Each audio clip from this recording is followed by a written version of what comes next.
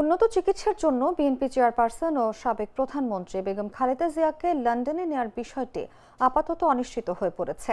তার শারীরিক অবস্থা এখনও এয়ার অ্যাম্বুলেন্সে ভ্রমণের উপযুক্ত নয় বলে জানা গেছে। বিশেষ করে হৃদযন্ত্রের জটিলতা এখন বেশ গুরুতর পর্যায়ে রয়েছে। পাশাপাশি ডায়াবেটিস, কিডনি ও ফুসফুসজনিত সমস্যাগুলো অপরিবর্তিত রয়েছে। দর্শক, খালেদা জিয়ার শারীরিক অবস্থার সবশেষ তথ্য জানাতে এই মুহূর্তে রাজধানীর এভার কেয়ার হাসপাতালের সামনে আছেন সহকর্মী আব্দুল্লাহ আল কাউসার। সরাসরি চলে যাচ্ছি তার কাছে।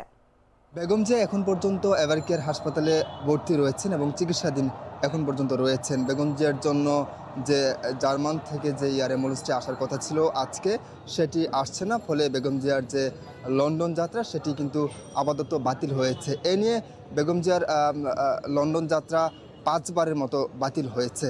তবে বেগম জিয়ার এই যাত্রা নিয়ে যে এভিয়েশন গ্রুপ থেকে আবেদন করা হয়েছিল, সেই আবেদন কিন্তু বিবেচক বলছেন যে এই আবেদন আপাতত বাতিল করা হয়েছে, আজকে আসছে না।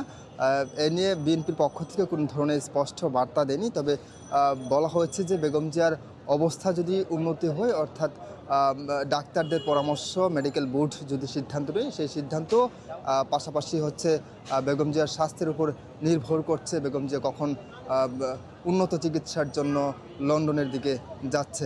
এখন পর্যন্ত তথ্য বেগম জিয়ার যে বাহিরে যাওয়া, সেই বাহিরে যাওয়া নিয়ে যে হযরত আন্তর্জাতিক শাহজালাল বিমানবন্দর এক ঊর্ধ্বতন কর্তৃপক্ষ জানিয়েছেন যে আজকে যে বিমানটি আসার কথা ছিল, ল্যান্ডিং করার কথা ছিল, সেটি আপাতত বাতিল করেছে। সেটি নিশ্চিত করেছে যে বেসামরিক বিমান চলাচল কর্তৃপক্ষ বিবেচক সেটি নিশ্চিত করেছে।